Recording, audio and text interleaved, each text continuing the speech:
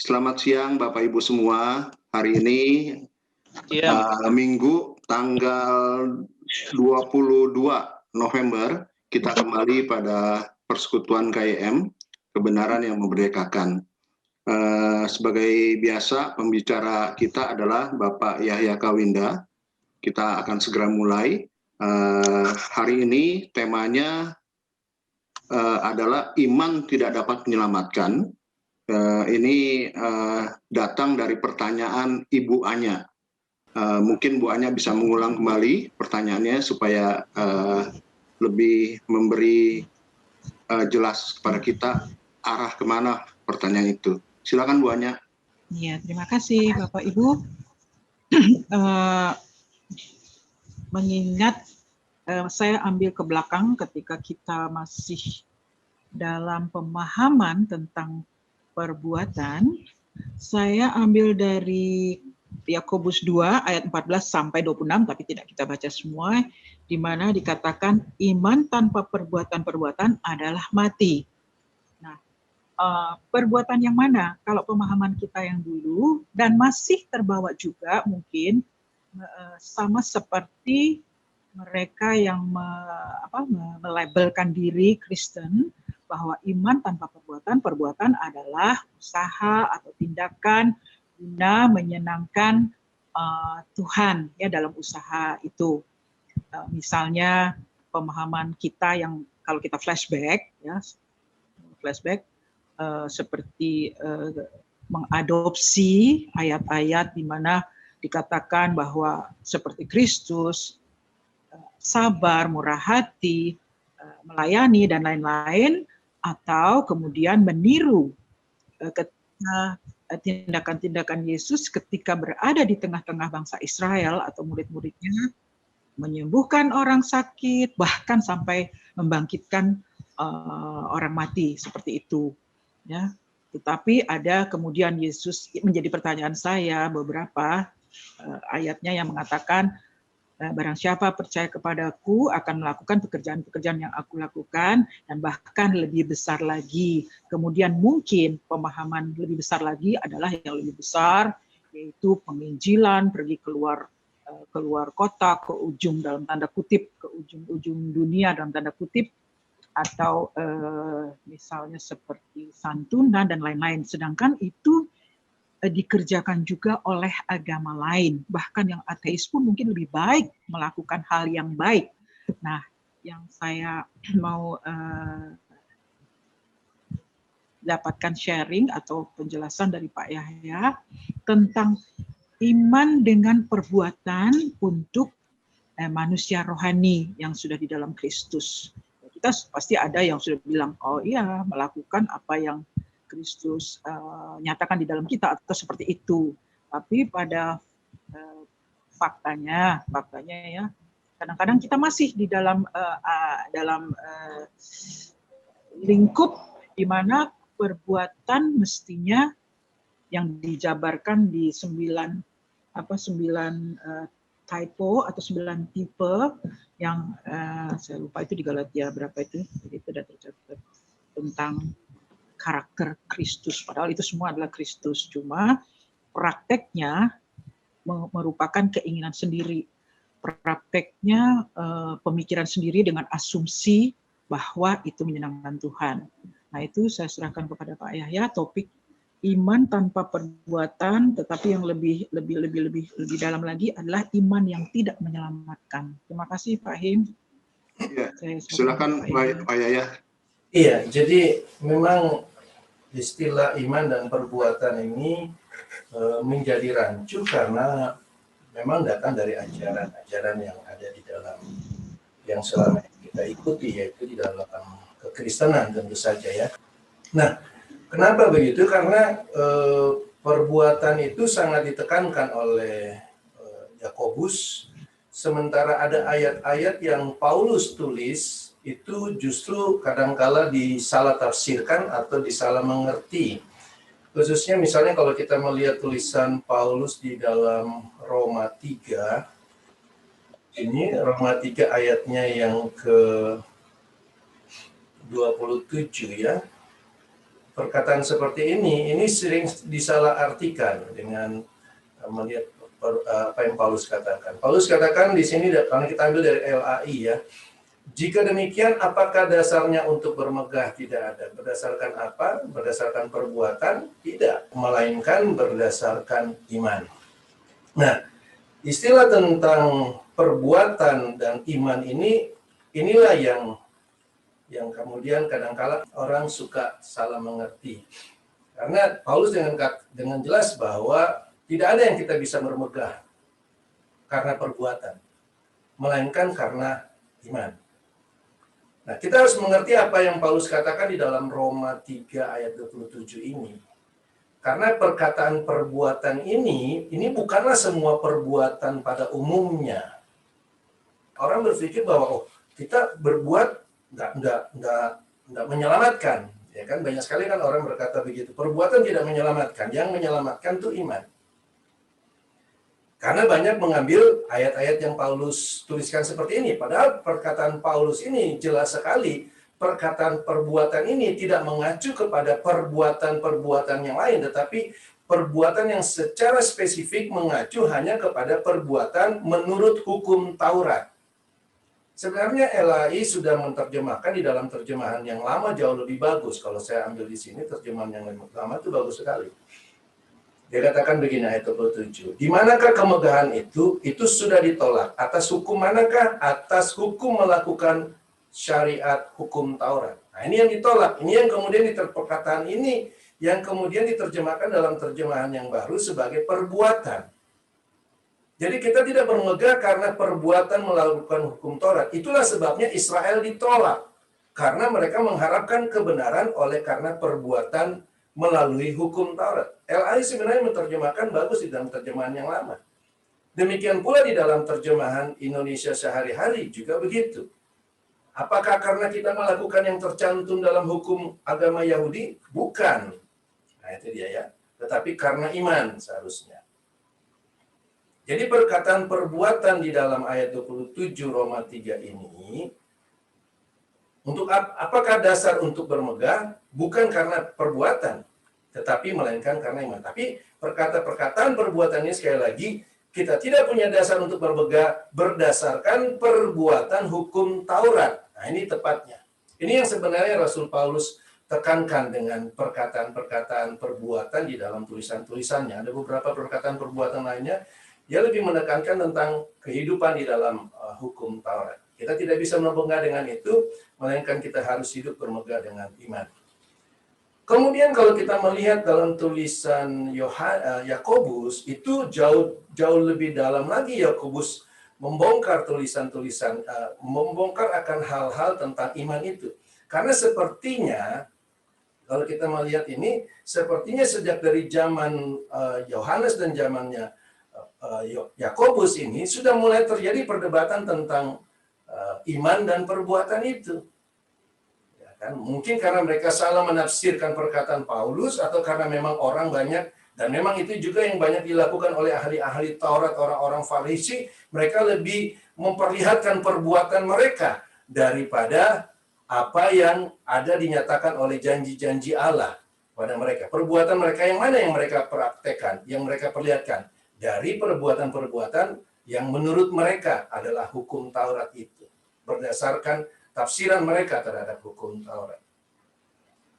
Itu sebabnya di dalam Yakobus, kemudian Yakobus menekankan pentingnya perbuatan.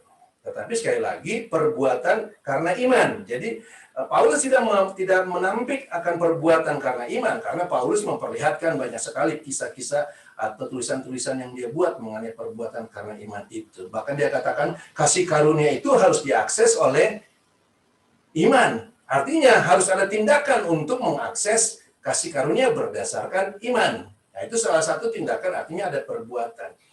Nah, di dalam tulisan Yakobus, kalau kita baca, bagus sekali sebenarnya kalau kita bacanya dari ayatnya yang ke-14. Ya. Apa gunanya saudara-saudaraku jika seorang mengatakan bahwa ia mempunyai iman, padahal ia tidak mempunyai perbuatan? Ini sebenarnya suatu pertanyaan yang boleh dikatakan pertanyaan yang retorika. Gitu ya. Retorika dalam arti pertanyaan ini sebenarnya jawabannya tidak ada gunanya. Ya kan? Ketika dia berkata, apa gunanya seseorang itu punya iman, ya, tapi tidak punya perbuatan? Dapatkah iman itu menyelamatkan dia? Ini menjadi tantangan bagi mereka yang berkata bahwa keselamatan itu hanya oleh iman saja.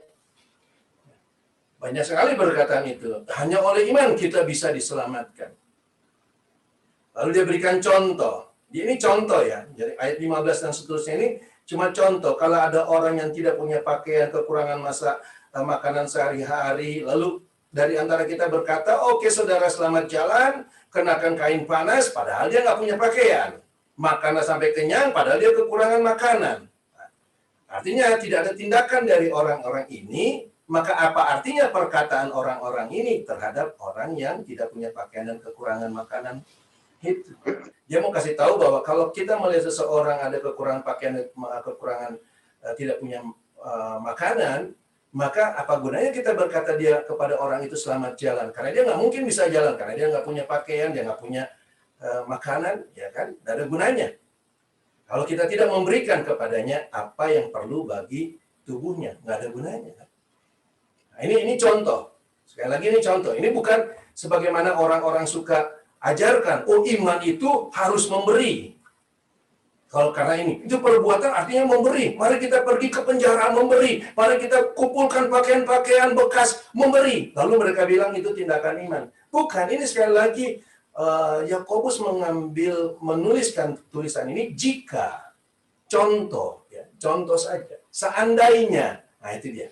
Ini kalimat pengandaian sebenarnya, ya.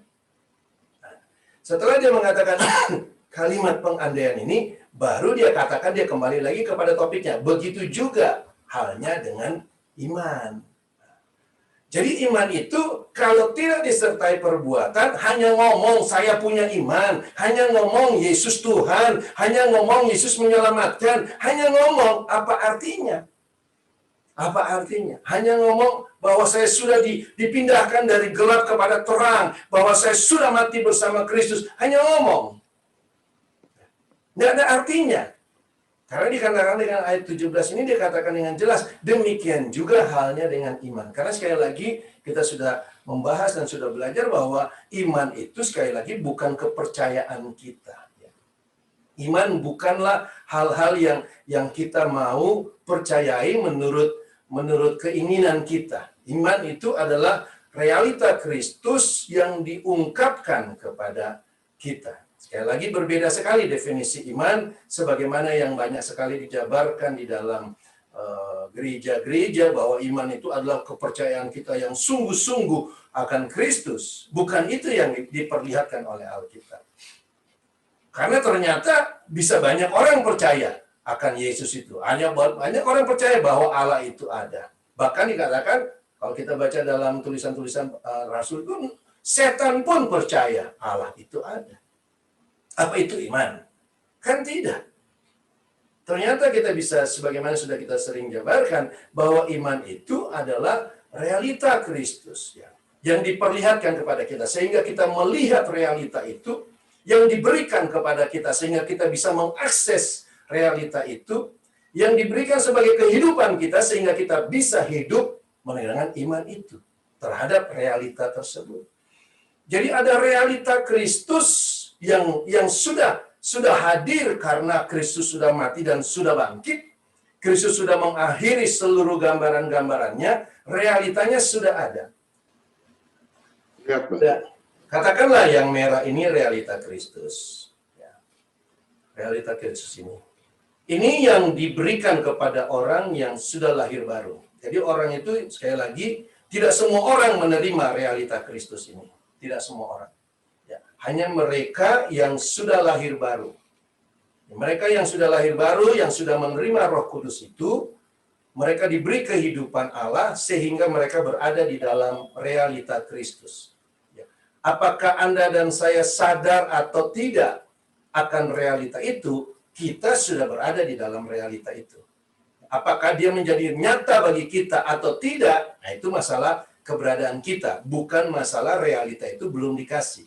Dan realita itu tidak dikasih diketeng begitu, dikasih sedikit-sedikit, tidak. dikasih seluruhnya. Anda dan saya ada di situ. Sama seperti kita lahir ke dalam dunia. Dunia sudah ada seutuhnya. Seluruh dunia itu sudah ada. Mobil, rumah, tumbuh-tumbuhan sudah ada. Ya, sudah ada. Matahari, bulan sudah ada. Cuman apakah bayi yang baru lahir ini menyadari realita daripada dunia itu? Nah, ini yang dia menjadi proses bagi orang yang baru lahir itu. Sama seperti kita yang lahir baru, yaitu proses bagi kita. Dan itu harus diungkapkan. Kita sering katakan itu kan, harus dibukakan kepada kita. Itulah sebabnya kepada semua orang yang lahir baru itu, mereka diberikan iman. Jadi setiap orang yang lahir baru punya iman.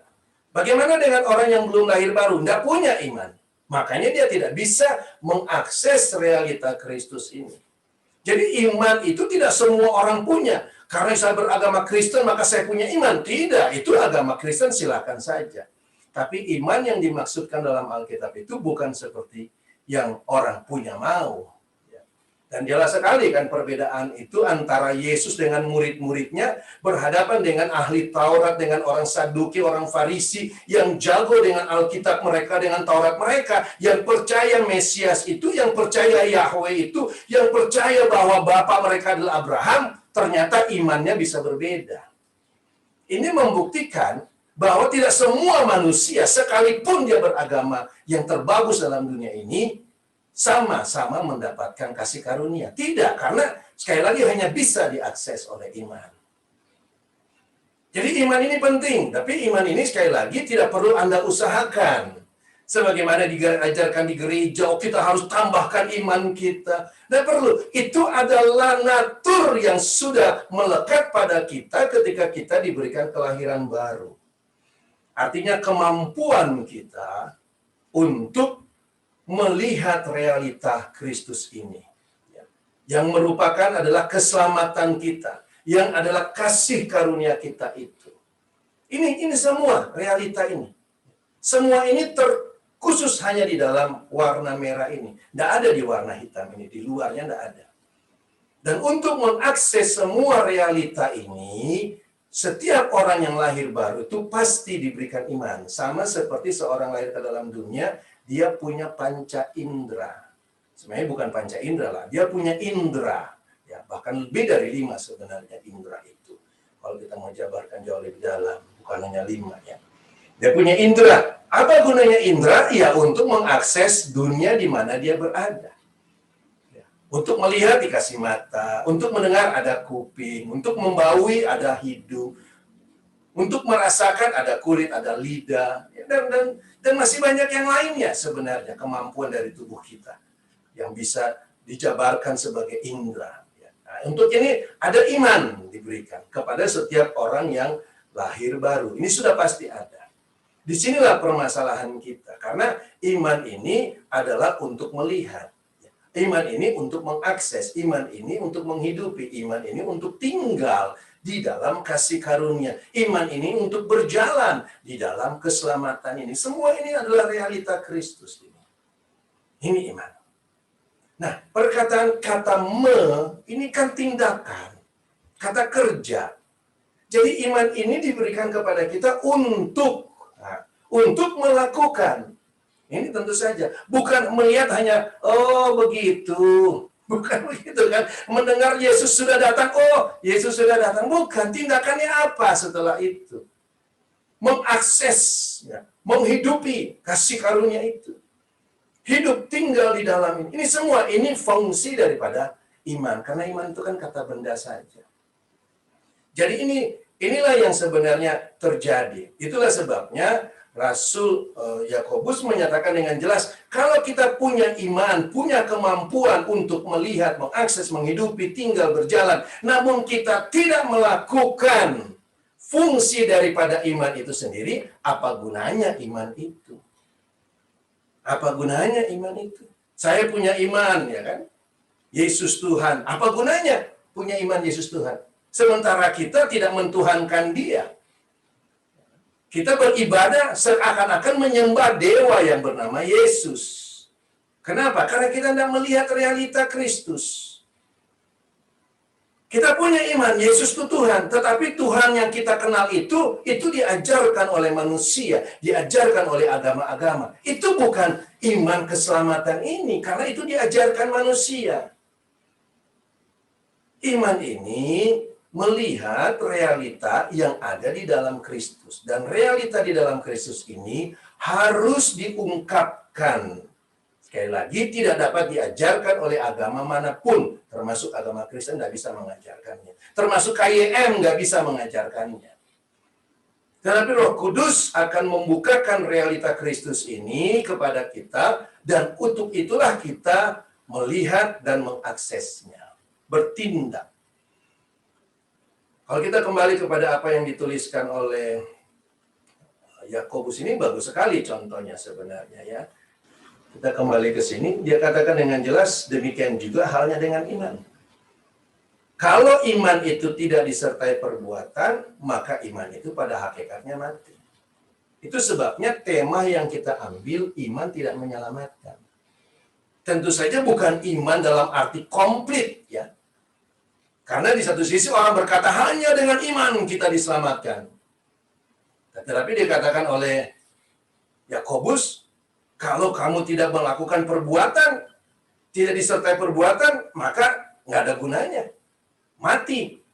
Nanti kita lihat perkataan keselamatannya di bawah. Mungkin ada orang yang berkata, padamu ada iman, padaku ada perbuatan. Nah, ini kebanggaan-kebanggaan orang-orang. Penginjilan kemana-mana, kamu percaya Yesus, tapi kamu kok nggak bikin apa-apa. Mendingan kita jalan kemana-mana, penginjilan ke penjara, penginjilan memberikan kepada yatim piatu. Pertanyaannya, perbuatannya apa? Ini jadi masalah. Yakobus di sini menyatakan tentang iman disertai perbuatan. Perbuatan apa? Ya perbuatan iman lah. Bukan perbuatan baik. Nah, ini yang suka salah tafsirkan. Orang berpikir bahwa, oh perbuatan itu adalah perbuatan baik. Perbuatan baik itu kan menurut manusia. Tapi kalau iman ini, sekali lagi kita katakan tadi, iman ini tidak datang dari manusia. Iman ini adalah realita Kristus yang diungkapkan kepada kita, lalu harus disertai dengan perbuatan. Perbuatan yang mana? Realita Kristus. Jadi bukan ada realita Kristus, saya percaya, lalu saya berbuat apa? Ajaran manusia yang saya perbuat. Itu imannya mati. Pada hakikatnya mati. Atau punya realita Kristus, ya. Yesus sudah mati terhadap dosa, mati terhadap manusia lama. Kita tahu itu, tapi kita tetap hidup sebagai manusia lama. Kita tetap hidup sebagai manusia berdosa. Tidak ada perbuatan mati terhadap manusia lama. Tidak ada perbuatan mati terhadap dosa. Tidak ada. Itu artinya iman itu mati. Hakikatnya, pada dasarnya, imanmu itu tidak akan bisa menyelamatkan engkau. Kenapa? Karena perbuatanmu tidak iman. Makanya Yakobus katakan, tunjukkan padaku imanmu itu tanpa perbuatan. Dan aku akan menunjukkan kepadamu imanku dari perbuatan-perbuatanku. Harusnya ini yang menjadi patokan kita. Bahwa kita akan menunjukkan iman kita bukan hanya dengan teori, tapi dengan perbuatan. Kalau kita bawa ke bawah sekali, banyak sekali. Kalau kita ini sebenarnya Yakobus membahas ayat ini sangat lengkap sebenarnya. Hanya karena kalau saya melihat konteks yang suka mengacaukan adalah iman ini diperbandingkan dengan perbuatan, tapi perbuatan baik. Ya, jadi bukan perbuatan iman, karena mereka tidak mengerti apa itu arti perbuatan iman. Kenapa? Karena kita diajarkan iman itu percaya saja. Iman itu percaya. Jadi tidak ada konteks perbuatan begitu. Lalu yang perbuatan apa? Ya perbuatan baik. Rajin berdoa, rajin puasa, rajin melayani, rajin memberi. Itu semua diajarkan oleh gereja. Untuk apa? Membuktikan imanmu.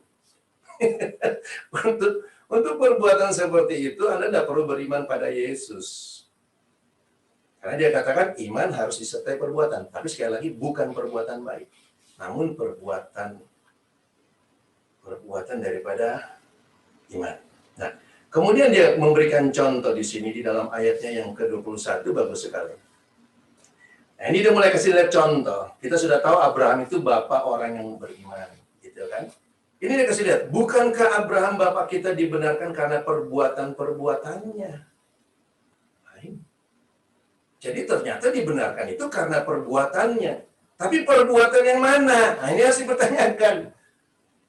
Apakah perbuatan dia mengambil Hagar dan melahirkan Ismail itu dia dibenarkan? Kan tidak.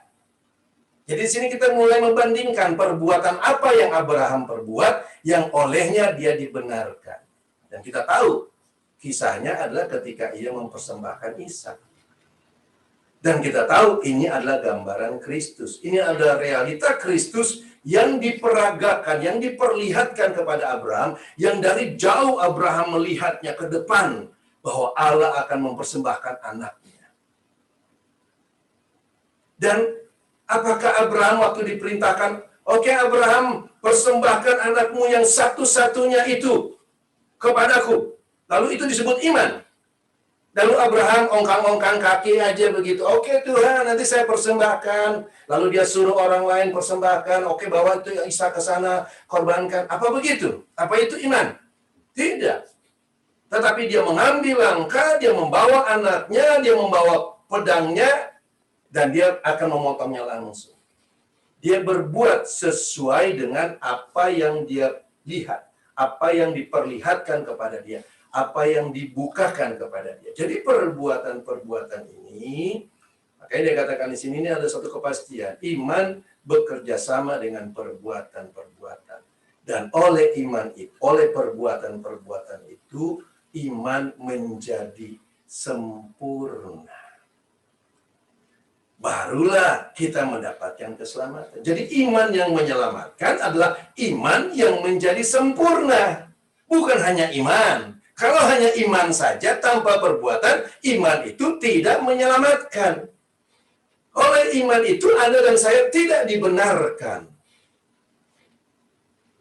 Tetapi iman yang disertai dengan perbuatan-perbuatan. Realita Kristus yang disertai dengan perbuatan-perbuatan. Kita sering sekali berbicara tentang kematian Kristus. Mati bagi Kristus. Apa artinya Anda memiliki iman mati?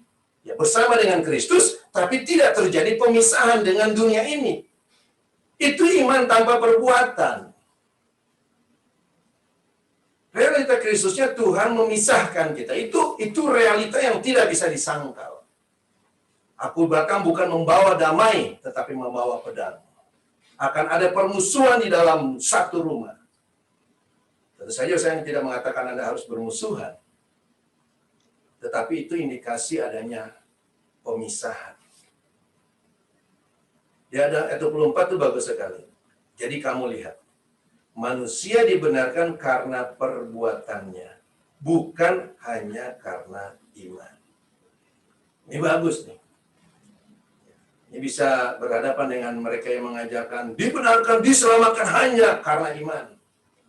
Jelas sekali statementnya. Dibenarkan karena perbuatan. Anda boleh punya iman. Tapi kalau tanpa perbuatan tidak akan ada gunanya. Makanya Yakobus bagus sekali dia katakan, mungkin ada yang berkata kepadaku bahwa saya punya iman, ya kamu punya iman, ya kan? Saya punya perbuatan. Tetapi dikatakan, aku menjawab dia, tunjukkan kepadaku imanmu itu tanpa perbuatan. Yesus Tuhan, tunjukkan pada saya imanmu itu, Yesus Tuhan itu tanpa perbuatan. Tunjukkan. Yesus sudah mati, aku sudah mati. Tunjukkan kepada saya bahwa kamu sudah mati terhadap dunia ini. Tunjukkan. Ini perkataan yang sederhana sebenarnya yang disampaikan oleh Yakobus. Dan aku akan menunjukkan kepadamu imanku dari perbuatan-perbuatanku. Ini sebenarnya perkataan saya jadi ingat perkataan Musa kepada bangsa Israel. Aku memperhadapkan kepadamu berkat dan kutuk. Pilihlah berkat. Aku dan keluargaku akan memilih berkat. Artinya pada kita ada pilihan. Nah, jadi kalau kita bicara iman dan perbuatan, sekali lagi ini bukan perbuatan baik. Bukan perbuatan baik. Saya beriman pada Yesus, cuma kan saya nggak enak Pak kalau hidup begini di antara teman-teman saya Pak. Apa dosanya kamu kalau hidup dengan iman kok kita jadi merasa nggak enak? Seakan-akan kita merasa berdosa kalau kita hidup dengan iman. Justru perlihatkan iman kita. Menunjukkan kepadamu imanku dari perbuatan-perbuatan. Ini statement yang cukup bagus sekali. Setelah dia mengambil contoh tentang Abraham, Yakobus juga mengambil contoh dan tentang Rahab. Ya, Rahab. Jadi kita bisa melihat yang satu ini orang yang luar biasa, Abraham, ya. Yang dipanggil tanpa tanya-tanya apa-apa, kita bahas kemarin, dia langsung berangkat. Dan orang ini luar biasa, dia diperlihatkan Kristus dengan begitu rupa, dan dia juga berjalan. Sekali lagi dia tidak beda dengan orang biasa, tetapi dia berbedanya adalah Kristus diperlihatkan pada dia. Begitu pula Rahab. Posisi Abraham dengan Rahab itu dua orang yang berbeda. Rahab itu pelacur. Jadi tidak melihat level iman itu. Rahab juga dibenarkan karena perbuatannya. Bukan hanya dia percaya Allah Israel itu. Bukan. Tapi karena dia melihat pekerjaan Allah terhadap Israel itu, dia melihat kehancuran Kanaan oleh Allah Israel itu sudah dilihat oleh Rahab. Makanya dia menolong orang-orang pengintai yang datang ke tempatnya dia. Rahab. Sekali lagi Rahab. Adalah orang yang berbeda dengan Abraham. Ternyata iman tidak membedakan golongan, tidak ada sekte, tidak ada leveling di situ, tidak ada kasta di situ. Rahab, dia juga dibenarkan. Sekali lagi, bagus sekali tekanan daripada Yakobus ini. Dibenarkan karena perbuatannya.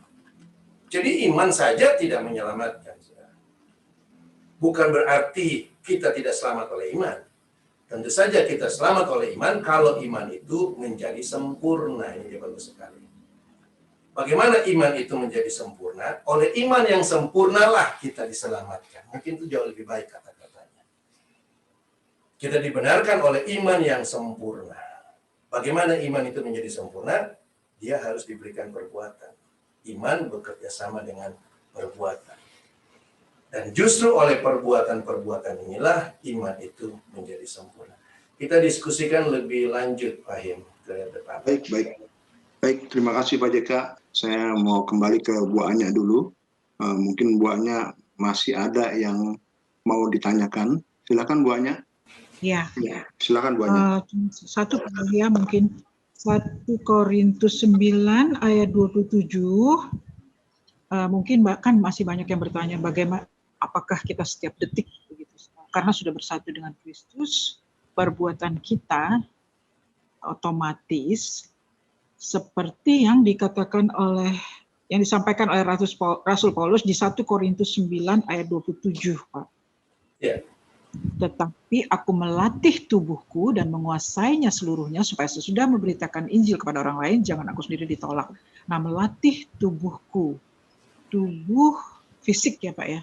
Iya. Nah, ya itu maksudnya pertanyaannya bagaimana itu? Melatih tubuh, melatih yang artinya dia menguasai tubuhnya. Ya.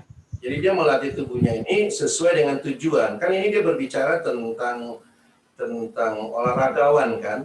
Tiap orang yang turut mengambil bagian dalam pertandingan. Apa itu pertandingan itu? Yaitu yang kita punya perjalanan kan. Kita punya perjalanan dalam Kristus kan punya tujuan. Tujuannya sekali lagi kan kita sudah bahas tentang kemuliaan itu. Ini dia maksudnya dia. Dia mengambil contoh.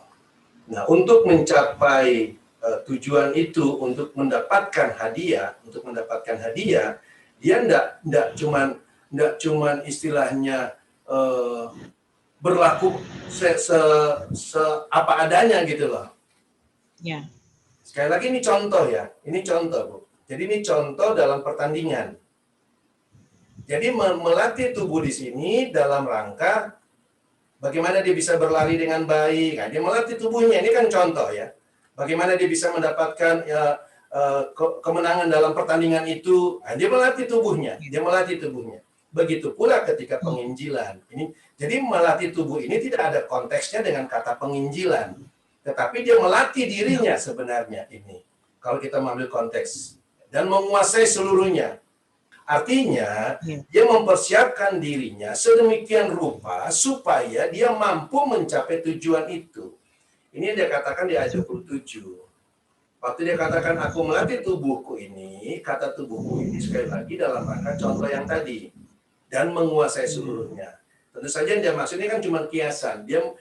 Kalau saya mau artikan perkataan ayat 27 itu, aku melatih diriku, aku memfokuskan diriku supaya aku bisa mencapai kepada tujuan dengan cara bagaimanapun aku mengusahakan hal tersebut. Gitu, Bu. Sehingga dia katakan ini, supaya sesudah memberitakan Injil pada orang lain, jangan aku sendiri ditolak. Ini tujuannya. Jadi ini bukan melatih tubuh lari pagi, rajin berdoa pagi hari, gitu kan, tidak merokok, ya. Bukan itu tujuannya di sini. Jadi ini bukan soal hal daging lagi, bukan hal daging. Ya. Tentu saja lebih kepada yang dimaksudkan adalah jiwanya dia memperlengkapkan jiwanya dia itu supaya dia bisa mencapai tujuan itu. Ya. Seperti yang tadi Pak Yahya jelaskan dalam proses itu ya Pak Iman, melihat, mengakses, menghidupi, tinggal di dalam dia dan berjalan di dalam dia, di dalam Kristus. Iya. Apakah itu yang dimaksud melatih tubuhnya? Iya. Jadi dia fokus ke situ. Dia fokus, dia menguatkan tindakan dia itu bagaimana supaya iman ini bukan hanya menjadi iman saja, tetapi bagaimana dia bisa bertindak sesuai dengan iman. Nah, itu dia. Karena tujuannya kan iman itu menjadi sempurna. Thank you Pak Yahya, Pak Him. Baik. Silakan dokter. Pak Yahya, kalau mirip dengan talenta nggak sebetulnya? Talenta itu kalau nggak dikembangkan, iman tanpa perbuatan. Kalau talenta nggak dikembangkan, juga sama, gagal. Iya. Benar. Mirip Kristus juga kan dia. Ya. Jadi tetap mesti dikembangkan ya. Iya, perbuatannya harus. Ya. Kalau talenta mungkin lebih spesifik kali ya. Maksudnya begini, kalau iman kan kita bicaranya iman gitu. Tapi kalau talenta kan dia lebih mengacu kepada kemampuan kan, Dok. Ya, jadi bisa saja ada yang dibukakan kepada saya. Nah, yang dibukakan kepada saya itu kemampuan saya untuk mengembangkan begitu. Nah, artinya kan kepada kita kan Kristus dibukakan masing-masing, bisa beda, bisa sama, tergantung sekali lagi levelnya kita kan, ya kan. Ada yang dapat 1, ada yang dapat 2, ada yang dapat 5, begitu kan Dok kan. Talenta diambil contoh bagus karena dia lebih spesifik tentang pemberian Kristus itu ternyata bisa berbeda-beda level pada masing-masing orang. Yang dapat 5 dan yang dapat 1 konsekuensinya kan sama-sama perbuatan nih sekarang. Gitu. Dan kebetulan yang dikasih contoh yang satu ini dia tidak melakukan, gitu kan? Tadi bagus contohnya. Tapi termasuk orang yang nggak lengkap itu tadi, iman yang tidak lengkap itu apakah perbuatan? Perbuatannya misalnya dikasih 2 talenta, tapi dia cuma kembangkan 5, tapi kembangkan cuma 3, gitu gimana? Nah mungkin dia pasti kembangkan sebagaimana yang dia, karena kalau dari contohnya itu 2 kembangkan 2, 5 kembangkan 5. Ya. Artinya Kristus yang dibukakan kepada kita itu pasti bisa kita tanda kutipnya lakukan perbuatan kita sesuai dengan Kristus yang diperlihatkan pada kita. Jadi yang tidak lengkap itu maksudnya? Kalau nggak lengkap ya kita menolak berarti. Berarti itu nggak selamat dong berarti? Nggak dibenarkan. Nah, istilah perkataan tidak lengkap itu kan berarti sudah melakukan tapi tidak full gitu. Oh enggak, bukan lengkap, tidak menjadi sempurna. Kan tadi ayatnya itu kan, Dok. Ya, jadi kalau kita lihat di situ iman yang disertai oleh perbuatan itulah iman yang menjadi sempurna. Benar. Gitu. Di dalam ayat 22 Yakobus 2. Kita bisa melihat bahwa iman bekerja dengan perbuatan-perbuatan dan oleh perbuatan itu iman menjadi sempurna. Menjadi komplit, menjadi lengkap begitu. Jadi kalau hanya iman saja kan nggak lengkap dong. Harusnya iman dengan perbuatan. Ini komplitnya. Perbuatan itu banyak Pak sebetulnya dalam iman itu. Perbuatannya sesuai dengan iman yang dibukakan dong. Di sini. Jadi tiap orang bisa beda dong ya dibukakan. Bisa, tapi kan imannya pasti sama. Karena iman itu kan Kristus juga kan. Nah contohnya yang itu aja, yang di sebelah kanan Yesus disalib itu. Kan itu dia cuma melihat bahwa Yesus itu akan datang sebagai raja.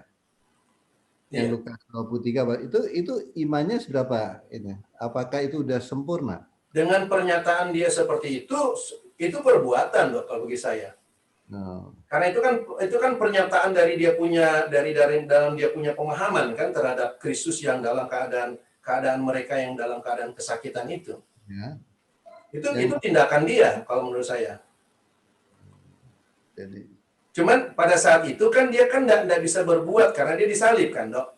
ya betul, tapi pernyataan dia itu tindakan dia terhadap imannya. Datang sebagai raja, ingatlah akan aku kan. Iya, itu tindakan dia terhadap iman dia itu. Itu sudah lengkap itu dikatakan. Iya, kalau menurut saya itu komplit. Itu yang dibenarkan.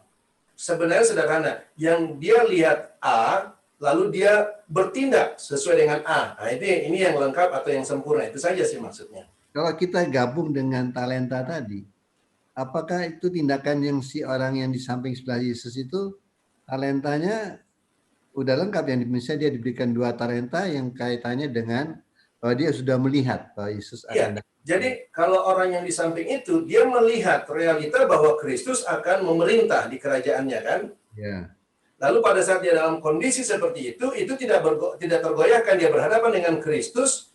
Nah sekarang kan tanda kutipnya iman dia kan tanda kutipnya diuji dong, Dok. Oke. Yang dia lihat bahwa Kristus akan memerintah, sekarang yang dia lihat kok mati di kayu salib gitu. Iya kan? Nah, bagaimana tindakan dia ini? Pernyataan dia kepada Yesus itu kalau menurut saya itu tindakan dia. Tindakan dia kan bukan harus menolong dia turun dari salib tolong Yesus, bukan itu kan? Mungkin kita berpikir seperti itu perbuatan tidak harus seperti itu. Kita melihat aja realita Kristus itu sudah, lalu kita bertindak sesuai dengan realita Kristus dalam keadaan kita dimanapun, itu tindakan. Oke. Gitu ya. Ya, thank you Pak ya. Oke. Baik, terima kasih Dok. Nanti jangan lupa Dok ada tambahan-tambahannya. Nah, Pak Irwan. Ya, silakan Pak Irwan. Selamat sore Pak Yaya. Selamat sore, terima kasih Pak Yaya. Sore Pak. Saya sederhana aja Pak, saya mau tanya gini. Kita punya iman. Iman tanpa perbuatan mati ya Pak. Iya. Kalau saya diberikan iman, lantas saya tidak melakukan, ada sanksi nggak? Ada hukuman nggak dari Tuhan? Apa Ya, sifatnya? Apa sementara? Apa ada kasih karunia lagi untuk hidup gitu? Artinya hal-hal tersebut tidak berlaku atas kita. Apa yang diperlihatkan pada kita itu tidak berlaku atas kita, gitu kan? Dan semakin kita sering tidak melakukan atau tidak menghidupinya, ya pasti nggak akan hidup lama-lama lah. Seperti kita mendukakan roh itu, seperti kita mendukakan Roh Kudus itu, Pak. Ya itu salah satu tindakan mendukakan roh, pasti itu. Kan roh Kudus kan bukakan, lalu kan kita nggak mau ngikutin kan? Ya, kita misal tidak mau mengerjakan, ada sanksi nggak gitu? Atau kita dikasih kesempatan lagi gitu? Makanya bagusnya sadar. Bagusnya contoh yang tadi dokter ambil, talenta itu bagus tuh. Apakah yang satu tidak mau lakukan itu ada kesempatan? Yang satu itu kan tangkap dia, lempar ke tempat yang paling dalam, dan seterusnya. Tentu saja maksud saya itu kan Yesus kan memberikan contoh yang memang sudah terjadi penolakan dari orang itu terhadap iman. Kalau kita lihat kalau talenta satu itu kan dia memang menolak gitu. Dibukakan Kristus dan dia menolak. Kalau menurut saya begini loh. Bagi mereka yang sudah punya, ini bagus nih. Ini berbicara natur. Ya. Bagi mereka yang sudah dilahirkan dalam Kristus, dia pasti akan senang dengan Kristus. Tidak mungkin ya Pak ya? Ya kan naturnya, ini berbicara naturnya. Karena di sisi yang lain, Kristusnya kan bekerja juga. Bukan cuma kita yang bekerja supaya menyenangi Kristus itu. Tapi kan Kristus, Roh Kudus juga kan bekerja supaya kita senang akan Kristus itu. Makanya artinya ada pengawasan ya? Ya ada lah, pasti ada. Sama kan kita bayi. Kalau kita bicara kita lahir baru kan sebagai seorang bapak terhadap anak kan dia akan mengawasi, membimbing, yang menuntun. Jadi kalau terjadi penolakan itu betul-betul memang orang itu memilih menolaknya. Nah, ini disinilah bahayanya, agama itu. Karena orang yang lahir baru, dia tidak melihat realita Kristus, karena langsung ditangkap oleh agama, lalu diarahkan kepada Kristus yang lain. Gitu. Ya, paham. Terima kasih Pak. Terima kasih Pak Imawan. Terima kasih. Silakan Bapak Ibu yang lain. Pak Tony Bun sudah siap Pak? Iya. Thank you Pak Him. Silakan Pak. Saya sambung berarti Pak Yahya tadi. Kalau saya renungkan, yang dimaksud dengan iman harus dengan perbuatan, karena tanpa perbuatan mati. Tadi juga bahwa Tuhan menggambarkan bahwa orang satu talenta itu tidak mengembangkan, dia dianggap jahat. Kelihatannya Tuhan cuma ingin tunjukkan bahwa, yaitu seperti yang tadi kata Pak Yahya itu, bahwa naturnya belum berubah. Jadi kalau nyambung dengan pertanyaan Pak Irwan itu, apa mungkin orang punya iman tapi tidak berbuat masih bisa selamat? Justru kalau saya melihatnya gini Pak, supaya itu tidak, pertanyaan itu supaya tidak muncul di benak kita adalah, yang dimaksud dengan perbuatan adalah manifestasi Kristusnya. Ya kan? Jadi tidak mungkin orang jadi ciptaan baru seperti kata Pak Yahya tadi tanpa ada manifestasi identitas Kristus itu. Tidak mungkin gitu. Kalau itu sampai tidak muncul, perbuatan atau manifestasi Kristus tidak muncul, itu sama dengan orang itu memang masih dalam golongan yang jahat gitu loh. Golongan yang masih belum lahir baru, masih manusia lama yang di mata Tuhan adalah jahat, atau masih hidup dalam kegelapan, masih hidup dalam kasarnya itu kalau daging itu kan kusta, seperti ya satu nggak bisa dilihat lah istilah di mata Allah itu ya jahat, ya najis, ya kusta, karena dia belum jadi ciptaan baru, belum dikuduskan di dalam Kristus gitu kan. Jadi nggak mungkin muncul pertanyaan, mungkin nggak orang ngaku beriman kan memiliki Kristus tanpa memanifestasikan pribadi Kristus itu satu tanda dia belum lahir baru. Sebetulnya itu kalau saya simpulkan situ. Jadi otomatis ya, sekali lagi otomatis orang yang sudah lahir baru, udah sadar mati bersama Kristus, dan dia sudah betul-betul dalam rohnya, pengertiannya udah ciptaan baru, otomatis dia tinggal manifestasikan Kristus yang harus hidupinya gitu. Nah, seperti pertanyaan Pak Albert tadi, bagaimana dengan orang yang sebelah kanannya salib Kristus? Dia sepertinya belum jalankan talentanya. Nah, kita sering masih membawa bahwa perbuatan selalu berhubung dengan daging. Kok dia belum melakukan sesuatu? Nah, selalu kita mengarahnya kepada perbuatan yang daging sifatnya kan. Padahal pandangan Rasul misalnya di Roma 10 ayat 9 itu berlaku untuk orang yang sebelah kanannya Yesus ya. Dia berkata gini, siapa yang mengaku percaya dalam hati Yesus adalah Tuhan dan mengaku dengan mulut Yesus siapa yang percaya dalam hati Yesus Tuhan dan mengaku bahwa Yesus adalah anak Allah, itu diselamatkan. Jadi terjadinya di pemahaman, terjadinya di iman itu sendiri gitu, bukan dalam perbuatan daging gitu kita lihat. Ya kan, kalau itu kan berlaku untuk orang yang belum seolah-olah belum buat apa-apa kok selamat gitu, hanya percaya Yesus akan datang. Dia sudah melihat Kristus, berarti kan itu dia melihat Yesus adalah akan dibangkitkan oleh Allah gitu, akan datang gitu. Itu sudah menyelamatkan dia, dan dia mengaku Yesus adalah akan jadi raja. Dia percaya dalam hati, mengaku.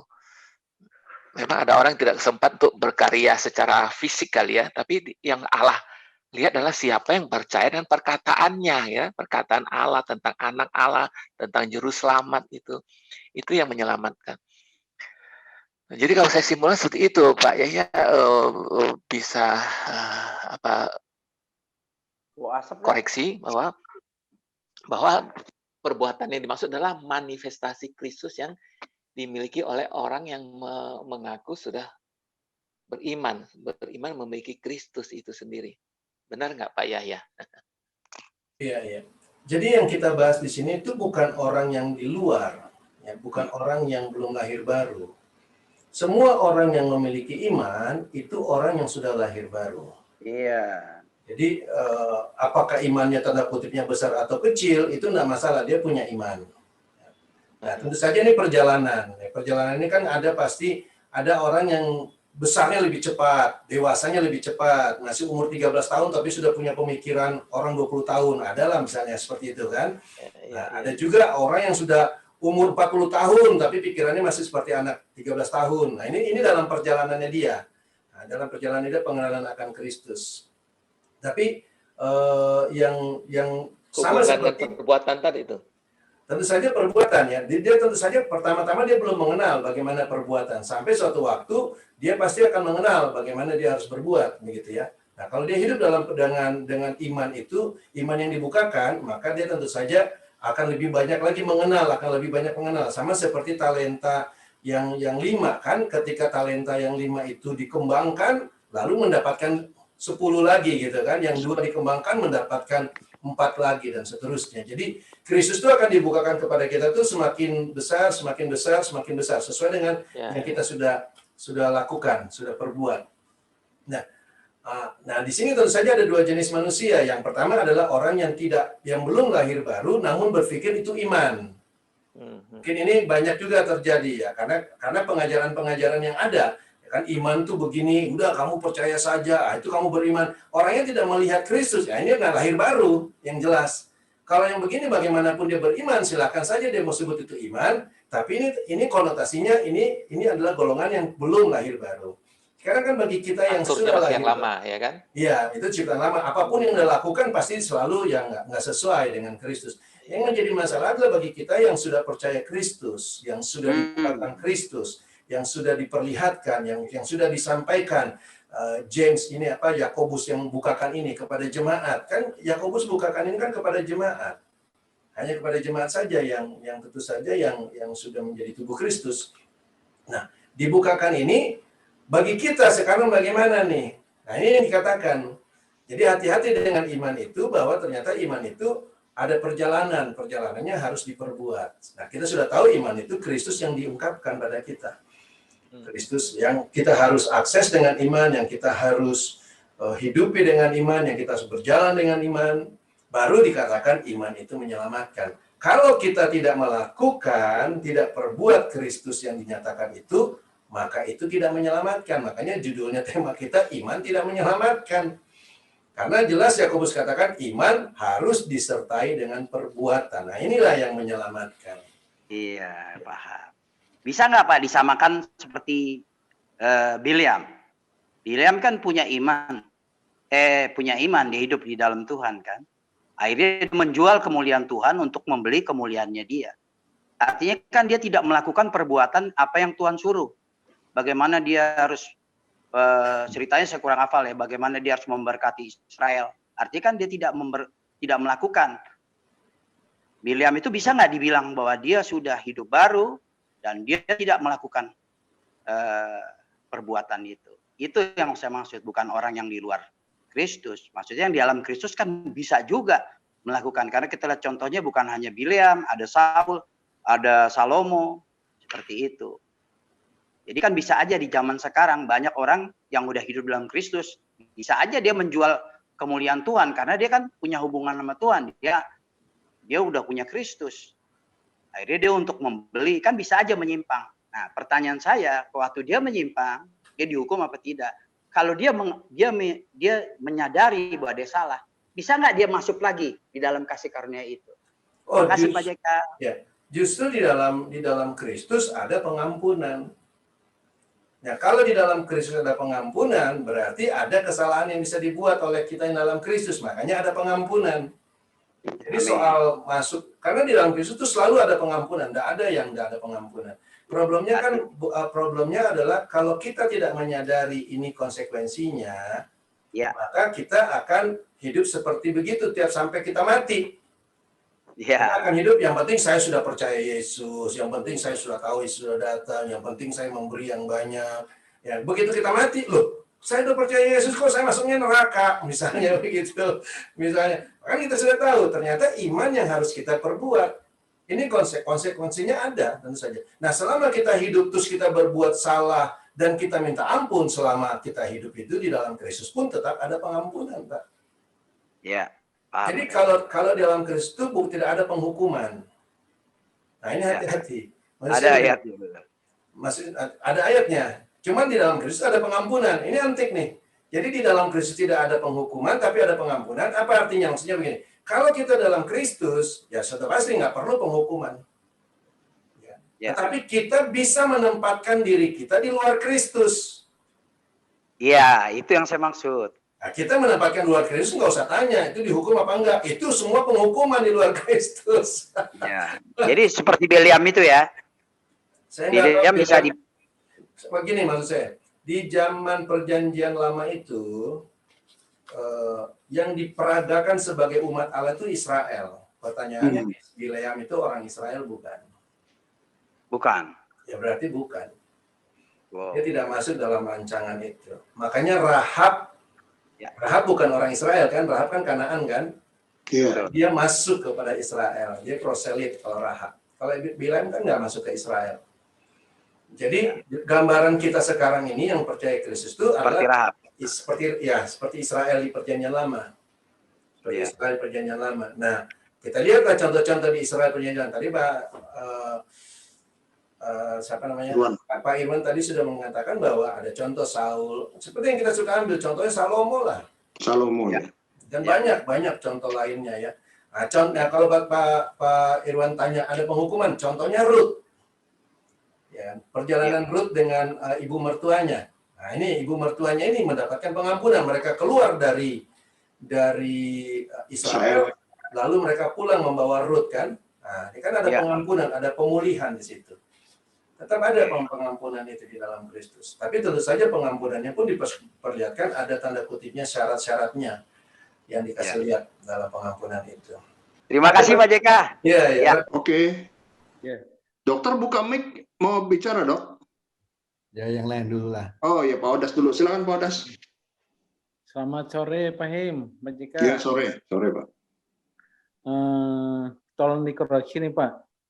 Jadi kalau kita bicara iman kan asalnya kan dari kita melihat realiti Kristus. Iya. Nah, berarti kita juga iman itu kan datang daripada Tuhan.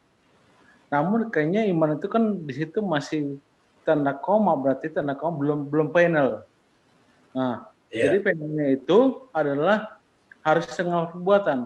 Perbuatan ini juga dikaitkan dengan manusianya kita harus sudah mati gitu kan? Iya. Mati. Kalau nggak mati, berarti nggak bisa perbuatan. Karena perbuatan ini juga adalah hope, the hope of glory. Atau juga adalah manifestasi daripada Kristus supaya kemuliaan Tuhan nyata.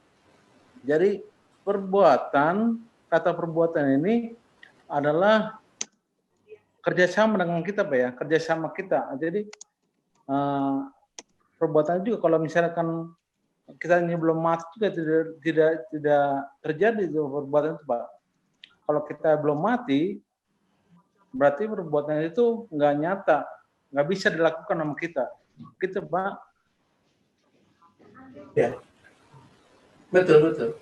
Karena yang diperlihatkan Kristus itu kan mereka yang sudah mati, Pak. Iya. Lalu mereka yang sudah mati ini kan dibangkitkan. Iya. Nah, sekarang kehidupan kita ini kehidupan di dalam kebangkitan. Nah, kehidupan dalam kebangkitan inilah yang tadi Kristus diperlihatkan pada kita. Jadi bukan kehidupan dalam kematian, karena kehidupan kita yang pertama kan mati. Jadi sudah mati nih semua. Jadi orang yang sudah lahir baru itu sebenarnya sudah mati bersama Kristus sebenarnya, karena dia akan dibangkitkan. Cuma sekarang pertanyaannya, adakah kita sadar bahwa kita sudah mati? Ini kan jadi masalah. Soal realitanya dia sudah mati karena dia sudah diberikan hidup yang baru. Tapi dia sadar tidak? Dia menyadari hal itu atau tidak? Atau dia menerima hal itu atau tidak? Nah, kalau dia tidak menyadarinya, ini yang berbahaya bagi dia. Dia akan berjalan menurut Injil manusia. Dan itu banyak terjadi di dalam Alkitab, contoh-contohnya.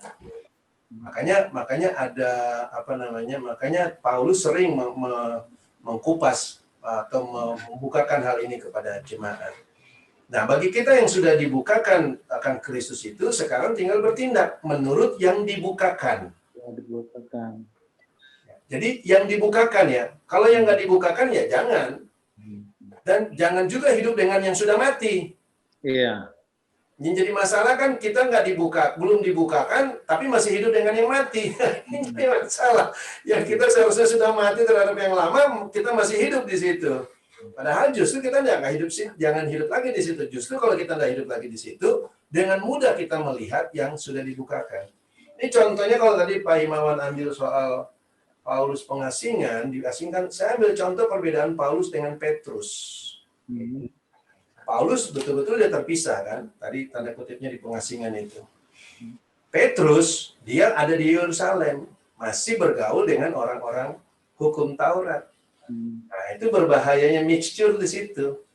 Jadi pertumbuhannya walaupun sama-sama rasul, tapi kalau kita lihat tulisan-tulisan Paulus lebih banyak. Karena apa? Paulus melihat lebih banyak yang dia lihat. Itu yang dipilih, yang diambil masuk dalam Alkitab. Petrus tidak banyak tulisan dia kan, karena mungkin tingkat pertumbuhannya. Nah, ini berbicara leveling juga di situ. Oke. Nah, ini juga goalnya itu berarti kan the hope of glory, bukan? Sudah pasti, kemuliaan Tuhan sudah pasti. Ya. Makasih Pak Yaya. Nah, kalau kita mengetahui tujuannya itu, kemudian kita harus mengetahui bahwa kita terlibat di dalam mencapai tujuan itu. Kristus masih dalam konteks perbuatan ya Pak ya, masih dalam konteks kata perbuatan itu ya. Iya, justru itu. Karena kita tahu nih syarat tujuannya. Kristus kan diberikan kepada kita memiliki pengharapan supaya kemuliaan Allah dinyatakan, kan gitu kan. Nah, kalau kita tahu ini, maka kita harus terlibat. Karena Kristus sudah diberikan kepada kita, berarti kita terlibat. Sekarang tinggal kita mau terlibat sungguh-sungguh, ataukah kita mau terlibat seperti yang 1 talenta. Terima Christ in you, tapi kemudian Christ in you-nya dipenem. Berarti kalau ngomong talenta 1 talenta itu juga berarti kata matinya itu dipertanyakan ya Pak ya? Enggak, dia sudah mati. Dia kan hamba juga. Ya kalau tidak melakukan berarti mati. Iya. Kan dia tidak melakukan mati kan? Ya. Iman tanpa perbuatan mati. Tapi kalau iman disertai perbuatan, akan diberikan lagi tanda kutipnya iman lagi. Ya. Jadi Kristus yang diberikan kepada kita satu, kita hidupi itu, kalau bahasa saya kan begitu. Kristus diberikan pada kita hidupi, diberikan lagi, kita hidupi lagi, diberikan lagi. Semakin kuat kita, semakin tenang kita. Karena kita sudah mulai terbiasa dengan realita Kristus. Iya, benar. Ya, benar. Oke. Ya, makasih Pak Him. Baik, terima kasih. Ada pertanyaan Bu Isya? Iya. Silakan Bu Isya. Iya. Saya cuma klik satu kalimat tadi Pak Yahya tentang kalau kita sudah hidup baru di dalam Kristus pasti menyukai Kristus. Nah itu Pak kurang tadi penjabarannya Pak Yahya. Ada rasa kerinduan atau kangen atau menyukai Kristus itu satu kata yang saya ingin untuk dijabarkan lagi gitu Pak tadi. Iya, kalau kita lihat contohnya anak kecil lah. Waktu dia lahir kan anak kecil itu kan setiap anak yang lahir itu kan orang tuanya kan mempersiapkan environment, ruang lingkup yang baik buat anaknya kan. Paling tidak kan anak ini menjadi kegembiraan buat orang tuanya.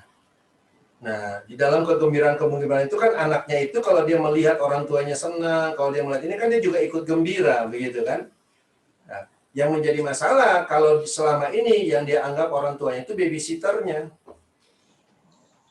Iya kan? Atau orang lain yang sudah tangkap dia, yang gendong dia, walaupun orang tuanya ngaku, ini kamu anak saya ya, dia nggak mau ngaku itu anaknya dia, karena ada orang lain. Jadi ada banyak pihak yang terlibat, yang berusaha untuk tanda kutipnya buat bayi rohani, buat orang-orang yang baru lahir baru itu sangat riskan memang posisinya. Tapi sebenarnya di saat itu juga kasih karunia boleh dikatakan melimpah bagi mereka. Ya, pengampunan melimpah bagi mereka. Nah, cuma sekarang tinggal bagaimana orang ini di dalam pertumbuhan, karena ini kan pribadi masing-masing ya, masing-masing pribadi. Dia kan juga punya pilihan, walaupun sudah dalam Kristus, dia kan bukan robot begitu. Dia punya penilaian terhadap Kristus, punya penilaian. Sama seperti Adam dan Hawa, mereka punya penilaian terhadap Allah. Walaupun mereka tidak berdosa, ya, mereka punya penilaian terhadap Allah. Apalagi bagi kita yang kita ini kan bukan Adam dan Hawa. Saya bukan Adam dan Hawa, artinya saya, kok gini maksudnya bedanya. Adam dan Hawa tidak pernah kenal dosa. Tapi mereka punya pilihan di situ. Jadi mereka bersama dengan Allah punya pilihan. Nah, saya manusia yang berdosa. Yang otaknya sudah penuh dengan dosa. Dan jiwanya itu penuh dengan dosa. Sekarang saya diselamatkan. Nah, harus ada pembaharuan pikiran, harus ada penyucian terhadap pikiran saya. Adam dan Hawa nggak perlu dicuci pikirannya di awal-awal. Karena kan dia tidak pernah berdosa. Tapi maksud saya dalam keadaan tidak berdosa aja dia punya pilihan dan riskan bagi dia. Nah, apalagi bagi kita yang sekarang berasal dari dosa, yang penuh dengan dosa pikirannya, lalu ketika kita masuk dalam Kristus, itu riskan juga bagi kita. Karena kita masih membawa pikiran-pikiran berdosa. Di sini perlu terjadi pembaharuan pikiran. Nah, ini tentu saja tergantung pada kesadaran kita. Nah, ya kan, ini kan berbicara kesadaran. Kesadaran itu kan muncul ya sekali lagi dari komunitas yang ada yang dia hidupi. Kalau komunitas kita begitu kita lahir langsung dalam agama, maka ajaran-ajaran yang kita dapatkan dari agama. Ya kan? Tapi kalau kita begitu lahir langsung bersama dengan Paulus dan Petrus misalnya begitu, enak. Ya kan? Kalau misalnya orang-orang zaman dulu ada Paulus dan Petrus, begitu lahir langsung jalan bersama dengan mereka, enak bisa dapat ajaran-ajaran Paulus dan Petrus. Itu pun tidak menjamin bahwa mereka pasti lolos juga, gitu kan. Nah, tapi maksud saya begini, paling tidak kisah-kisah itu kan kita tahu, kita dengar. Jadi kita tahu bahwa kita punya lingkungan kehidupan ini. Dan lingkungan kehidupan kita itu pasti bagus, pasti indah bagi kita punya jenis yang baru. Sebagai manusia yang baru di dalam roh, lingkungan saya itu kan roh. Itu kan pasti indah, pasti bagus. Walaupun mungkin otak saya berkata, nggak enak nih percaya Yesus nih, susah nih, begini. Bisa aja otak saya berkata begitu. Tapi kan saya harus bisa melihat bahwa kalau jenisnya baru, pasti lingkungannya bagus. Seperti yang saya katakan tadi, anak-anak yang baru lahir ke dalam dunia, orang tuanya mempersiapkan ruang lingkupnya itu bagus semua. Bahkan sudah direncanakan nanti bagaimana kalau dia ini sekolahnya di mana, SD-nya di mana, SMP-nya di mana, SMA-nya di mana. Itu kan rancangan orang tuanya pasti rancangan yang bagus. Nah, ini maksud saya. Sehingga kalau anak ini menyadari ruang lingkupnya itu, pasti dia punya kesukaan-kesukaan. Kesukaan-kesukaan yang pasti dia suka lah. Yang namanya satu jenis kan istilahnya kan. Sesuai dengan ruang lingkupnya, dia pasti suka. Nah, kecuali kalau di dalam perkembangannya itu hati jahatnya manusia lamanya berkuasa. Nah, ini yang jadi masalah. Jadi dia salah menilai ruang lingkupnya. Salah menilai Kristusnya. Sama seperti orang yang punya satu talenta. Yang dia nilai itu Allahnya. Yang dia nilai itu Tuannya. Karena dia berkata nih, Tuhan kamu itu jahat. Gitu lah. Jadi dia di sini ada penilaian dari masing-masing kita terhadap Tuannya. Berdasarkan pengenalan kita akan Tuhan kita itulah, baru kita bisa mengetahui ruang lingkup itu menyenangkan atau tidak terhadap kita. Gitu. Makasih Pak. Ya. Sudah Bu Isya? Ya Pak. Ya. Oke, sekarang Pak Agustinus. Silakan Pak Agustinus. Iya, terima kasih Pak Himawan. Pak JK, terima kasih buat pemaparannya tadi. Kalau saya memahaminya seperti ini aja Pak, bahwa iman tanpa perbuatan adalah mati. Iman itu adalah kita mengalami realita Kristus ya. Artinya dia adalah manifestasi dari Kristus yang hidup di dalam kita begitu. Jadi kan kita sudah mati itu katanya. Berarti perbuatan yang disebut perbuatan dari mati adalah perbuatan Kristus Pak. Ya. Bukan perbuatan kita lagi karena kan kita sudah mati Pak. Ya, perbuatan iman itu. Ya, itulah perbuatan Kristus ya. Jadi kalau kita mau menilai apakah seseorang itu hidup dalam Kristus ya dari perbuatan-perbuatannya itu ya, itu yang bisa kelihatan gitu. Yeah. Dari perbuatan-perbuatannya, karena perbuatan itu adalah istilahnya perwujudan dari Kristus yang hidup di dalam kita gitu, kira-kira seperti itu ya Pak. Iya, betul. Itu aja Pak. Nah, cuman begini, di dalam menafsirkan kata Yesus yang berbuat itu, jangan sampai kita berpikir bahwa ada pribadi lain. Ini yang jadi masalah. Kadang-kadang perkataan perbuatan Yesus kan kadang-kadang, ya ini kan saya manusia, nanti biar Kristus yang berbuat. Seakan-akan kita ini robot. Enggak. Yang dimaksud dengan Kristus yang berbuat itu Kristus yang sebagai naturnya kita. Jadi sebenarnya kita yang berbuat. Kita yang mana? Kita yang Kristus. Kita yang sudah lahir baru. Sama seperti begini. Saya ini sebelum dalam Kristus, saya kan naturnya Adam. Tapi kan bukan berarti Adam yang jutaan tahun dulu itu, atau ribuan tahun dulu hidup itu, Adam itu ada pada saya. Bukan kan? Bukan. Bukan, tapi natur saya Adam.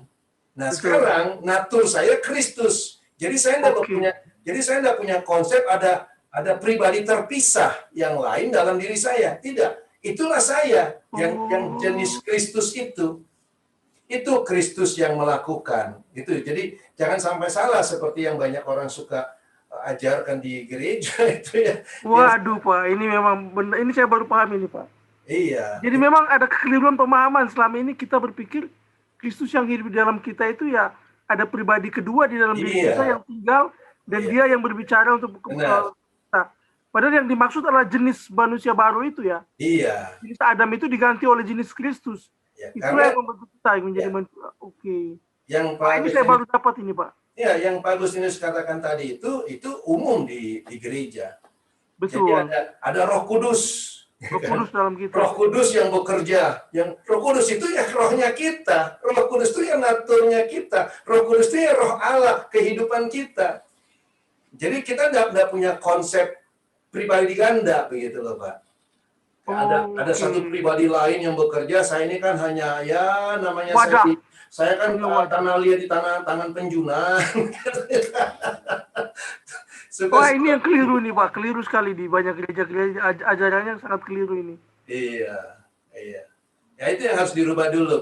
Mindset itu harus dirubah, maka kita bisa melihat bahwa apapun yang kita lakukan yang sesuai dengan iman, itulah natur daripada Kristus yang bekerja dalam saya. Baik. Mengerti Pak, terima kasih Pak JK. Ya, selamat. Oke. Pak Ardin dulu lah, silakan. Ya, siapa? Selamat sore Pak Him, selamat sore Pak Yahya. Selamat sore Pak. Saya mau buat pernyataan dulu sedikit, baru bertanya. Nah, begini. Hari ini tema kita iman dan perbuatan. Lalu tadi penjelasan Pak Yahya cukup jelas, cukup bagus, di mana iman itu dihubungkan dengan perbuatan. Iman ada perbuatan berarti selamat gitu. Karena itu kehidupan. Sedangkan iman tanpa perbuatan berarti mati. Udah jelas sekali sebenarnya. Mati. Karena dia nggak hidup dengan kehidupan Allah itu. Karena kehidupan orang beriman udah pasti Kristus yang dinyatakan itu. Itu kehidupan orang beriman. Jadi cukup jelas.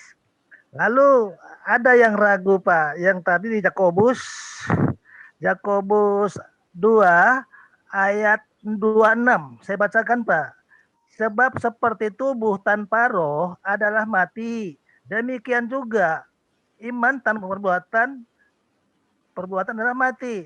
Pertanyaan saya adalah tubuh tanpa roh. Menurut saya di sini jasmani, Pak. Ya, ini kan contoh seperti kan. Iya. Jadi seperti tubuh tanpa nyawa mati. Nah, begitu juga iman. Iman tanpa perbuatan mati. Jadi ini satu kesatuan, nggak bisa iman itu tanpa perbuatan. Iya. Artinya kalau orang mati gimana sih Pak? Kan nggak ada lagi jiwanya kan? Iya. Itu maksudnya dia, tubuh tanpa roh itu. Begitu juga iman. Jadi kalau iman tanpa perbuatan, ya percuma. Istilahnya kalau menurut saya, kita sekarang melihat realitanya percuma punya iman tanpa perbuatan. Percuma banget. Artinya nggak ada gunanya saya bangga dengan iman saya. Gitu. Nah, sekarang kita lebih jauh lagi melihat hal itu ya. Oke. Sekarang begini, apa bangganya sih kita sama mayat? Begitulah, iman tanpa perbuatan kan mati. Ya sama dengan tubuh tanpa roh, tanpa jiwa mati. Berarti kalau jadi dia perbandingkannya begini. Tubuh tanpa roh mati, berarti iman tanpa perbuatan mati. Berarti iman itu sama dengan tubuh.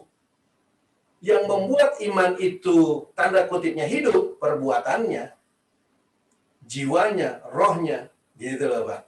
Itu yang membuat dia berfungsi, membuat dia menghidupi Kristus itu Pak. Oke Pak, makasih, cukup jelas Pak. Ya. Thank you Pak. Nah, terima kasih Pak Ardin. Ya, kembali. Kata John Lee, silakan Pak. Tadi Pak Riyadi dulu. Silakan Pak Riyadi. Oke, thank you Pak. Jadi kalau dikaitkan dengan perjanjian lama Pak, perbuatan itu kan dikaitkan dengan perjanjian ya Pak. Kalau dulu digambarkan di perjanjian lama, manusia yang hidup di dalam Tuhan itu digambarkan dengan manusia yang hidup di dalam perjanjian.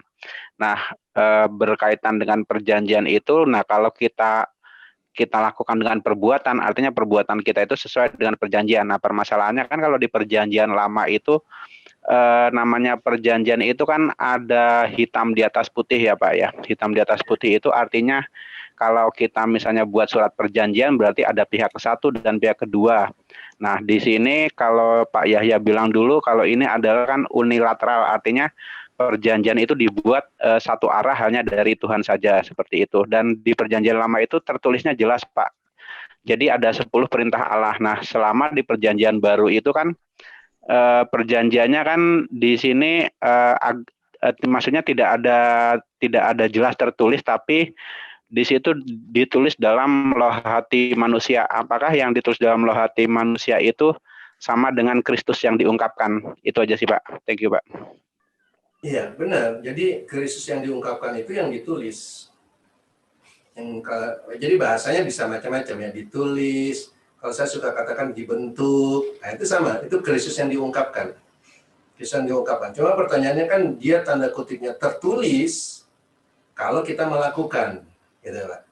Maka tertulislah dia, terbentuklah di situ. Kalau kita melakukan terbentuk. Kalau kita nggak melakukan nggak terbentuk. Karena apa? Karena naturnya kan itu tuh aja. Kristusnya begitu, nggak bisa kita rubah. Kalau kita tidak melakukan, ya dia akan muncul lagi, akan diperlihatkan lagi. Jadi selalu begitu. Itu kan kehidupan seperti itu, Pak ya. Bertumbuhnya. Dan memang benar, semuanya dikaitkan dengan perjanjian. Makanya Yesus itu kan perjanjian. Kristus itu kan perjanjian. Jadi apapun yang dibukakan kepada kita, Kristus yang dibukakan pada kita, itulah tanda kutipnya perjanjian kita dengan Allah. Artinya begitulah kita harus hidup, begitulah kita harus berlaku. Makanya harus ada diungkapkan.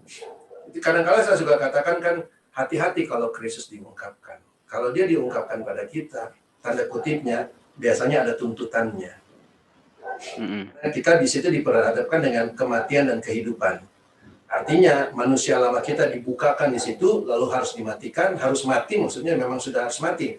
Artinya kita sudah harus melihat dia mati, lalu yang dibukakan itu yang menjadi kehidupan kita. Sebenarnya itu yang terjadi ketika Kristus diungkapkan. Berarti pengungkapan itu sama dengan pewahyuan ya Pak? Karena begini Pak, kalau di gereja-gereja yang dulu itu kan sangat, di gereja saya terutama ya Pak ya, sangat mengagungkan pewahyuan. Begitu ada pewahyuan maka itu diajarkan ke semua murid-murid. Jadi artinya kan sebenarnya kalau dari Pak Yahya terangkan itu pewahyuan itu harus dari atas, bukan dari gembala kita atau dari guru kita seperti itu. Karena pewahyuan yang diungkapkan ke masing-masing manusia itu kan beda-beda gitu ya Pak ya? Iya. Pewahyuan datang dari Roh Kudus, nggak pernah datang dari manusia. Manusia itu hanya menceritakan, memberitakan, mewartakan pewahyuan yang sudah diungkapkan pada dia. Jadi artinya pewahyuan yang diungkapkan ke orang lain, misalnya kalau dulu diwahyukan ke pendeta saya, itu sebenarnya tidak bisa diajarkan ke masing-masing jemaatnya, karena pewahyuan itu sifatnya harus langsung gitu ya Pak, dari Tuhan, bukan melalui pendeta gitu ya Pak ya? Iya, jadi bukan diajarkan, tapi di-sharingkan boleh. Tapi masing-masing harus mendapatkan pewahyuan langsung dari Roh Kudus, betul. Oke Pak, oke, thank you Pak. Oke Pak. Oke, sudah Pak Riyadi? Oh iya. Pak John Lee, silakan Pak. Pak John Lee, silakan Pak John Lee. Oke, terima kasih Pak Him. Iya, silakan Pak. Selamat sore Pak JK. Sore Pak. Iman tanpa perbuatan adalah mati. Saya bersyukur dapat begitu banyak pemahaman dan penjelasan dari rekan-rekan yang lain juga semua, bahwa menurut pemahaman yang, karena menurut pemahaman saya yang lama, sejak kecil telah diceceli dari gereja tua bahwa perbuatan yang dimaksudkan adalah seperti yang contoh tadi, perbuatan daging, menolong orang yang tidak mampu, berkekurangan, dan macam-macam. Malah sampai dibawakan ke masalah pemberian di suatu gereja. Kasihkan segini dan beriman, kamu akan diberikan 10 kali lipat, 100 kali lipat, dan 100 kali lipat. Nah, sementara hari ini saya bersyukur bahwa semuanya bukan itu. Yang dimaksud perbuatan iman bukan perbuatan baik manusia sebagai perbuatan keinginan daging, tapi perbuatan manifestasi daripada Kristus sendiri di dalam diri kita.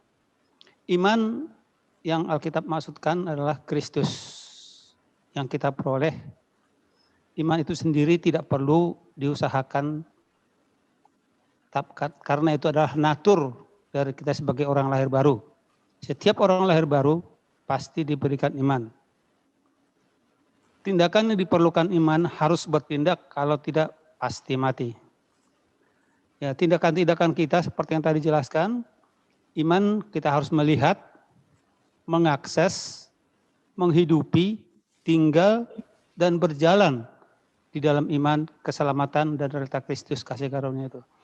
Nah, kalau seperti tindakan Abraham, Pak, salah satu contohnya dia kan melihat. Kira-kira pada saat dia bertindak itu, apa yang dilihatnya, Pak? Terima kasih, Pak. Ya, dia melihat bahwa harus dikorbankan anaknya. Dia melihat Kristus yang dikorbankan. Dia melihat perbuatan Allah itu yang setelah dia berada di... Jadi dia melihatnya itu setelah dia, pada saat dia mau potong itu ya, kan terjadi ini, beberapa peristiwa di situ kan. Itu yang dia lihat. Tapi iman dia waktu diperkatakan kepada dia, suruh potong anaknya itu kan sudah berangkat dengan iman. Tapi kalau dia nggak kerjakan, maka itu nggak mencapai kesempurnaan, tidak mendapatkan pembenaran atas dia. Karena dia dibenarkan ketika dia melakukan. Jadi ketika dia membawa anaknya dan dia memotong anaknya, itu pembenaran baru dia dibenarkan. Baru keselamatan berlaku atas dia. Dan itu yang dia lihat itulah yang akan dikerjakan Allah kepada anaknya, kepada Yesus. Jadi dia melihat Kristus di situ. Oh, Kristus yang dilihat, Pak. Oh iya, ya karena yang diperagakan pada Abraham itu kan Kristus. Okay. Semua yang Allah sampaikan pada Abraham itu Kristus, termasuk yang kemarin kita bahas tentang tinggalkan sanak saudaramu dan seterusnya, itu Kristus. Jadi Abraham bertindak sesuai dengan yang Allah sampaikan dan Kristus dia diperlihatkan. Ya, itu yang diperlihatkan. Kenapa mereka diperlihatkannya itu Kristus dalam bentuk seperti Ishak dan kemudian ada domba itu, yaitu kan dalam gambaran, kan Kristus sebagai gambaran waktu itu. Diperlihatkan pada mereka. Oke, terima kasih Pak. Ya. Oke, terima kasih Pak Im. Ya, terima kasih Pak. Pak Vincent, ada yang perlu disampaikan Pak? Silakan Pak. Ya, saya coba melihat secara sederhana ya gambarannya dan juga melihat apa yang kita bicarakan atau kita diskusikan di tema sebelumnya yang the calling dan sampai pada iman itu tidak menyelamatkan.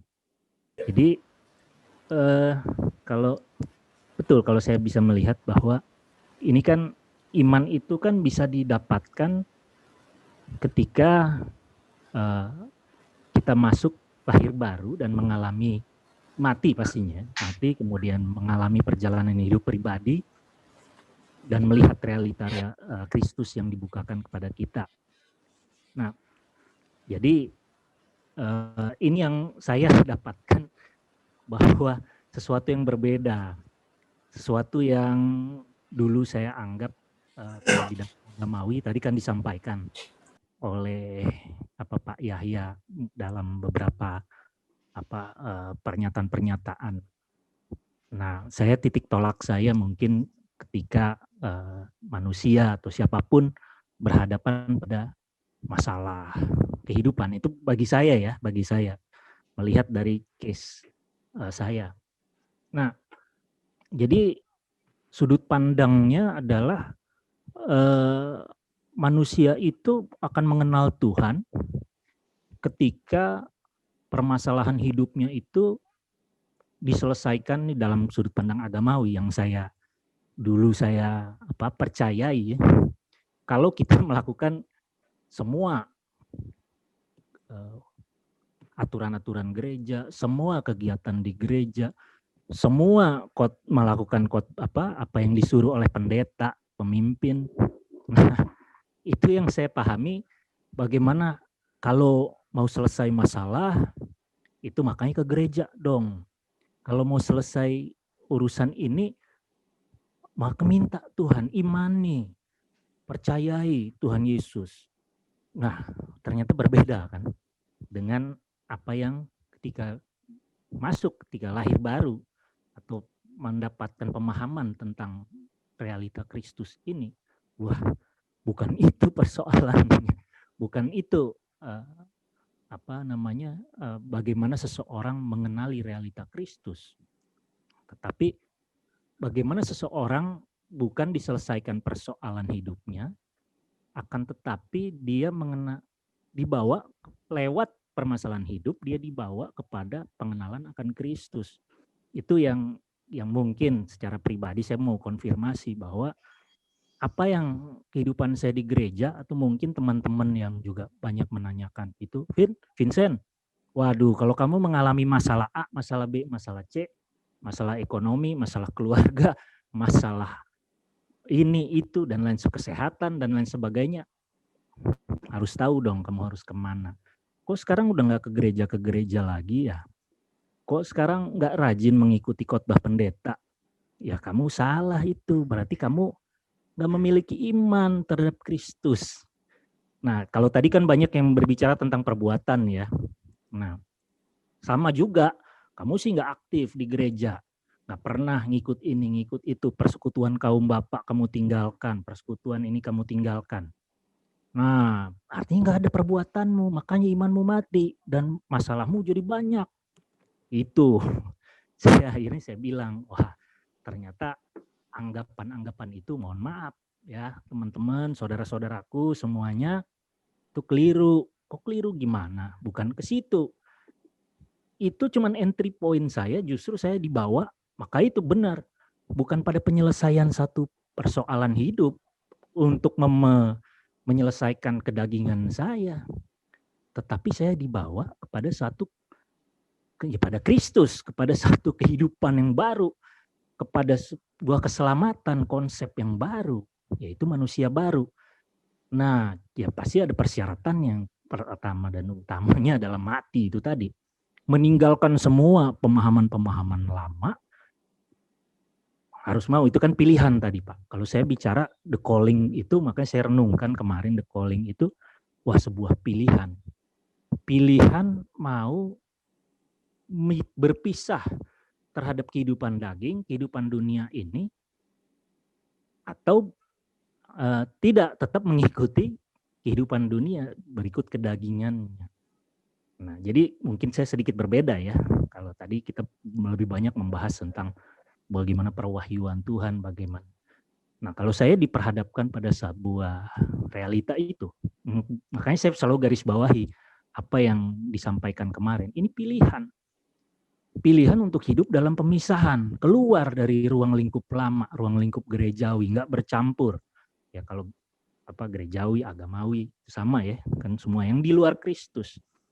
Jadi ketika saya mendapatkan pemahaman itu, wah, dan ada lagi kan pemahaman baru. Dasarnya dari mana kalau ditanya? Kok kamu berpikir? Ya banyak, manusia baru banyak dikupas di dalam di dalam Alkitab. Kedua, apa yang gereja jalankan? Kan saya ditanya, kenapa sih kayaknya anti banget sama gereja? Loh, saya bukan anti gereja. Ketika saya mendapatkan pemahaman yang baru dalam kehidupan yang baru, itu semua sudah dihapus. Kenapa saya nggak bergereja? Karena gereja masih menjalankan hukum Taurat, menjalankan sesuatu yang sudah dihapuskan oleh Kristus sendiri lewat perjanjian yang baru.